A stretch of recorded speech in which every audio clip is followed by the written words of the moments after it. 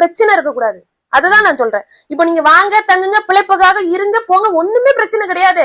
இப்ப நாங்களும் அதர் ஸ்டேட்டுக்கு வரோம். இப்ப நமக்கு எல்லாம் கேஸ் விஷயம், அந்த கர்நாடகா எல்லாம் கேஸ் விஷயமா நம்ம கர்நாடகா ஹைகோர்ட் போறோம், வைக்கிறோம், பெங்களூர் போறோம், அப்புறம் கேரளா போறோம், நிறைய இடத்துக்கு போறோம், டெல்லி வர போறோம் நம்ம.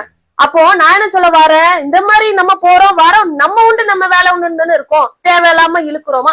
ஆக்சுவலா அவனுங்க நம்ம மேல தேவையில்லாத நம்ம வண்டிய மோதி எடுத்து ஏதாவது ஒரு ஆர்கியூமெண்டோ ஏதாவது ஒரு கான்வர்சேஷனோ வந்தாலுமே நம்மளதானே அவங்க அக்யூஸ் பண்றாங்க.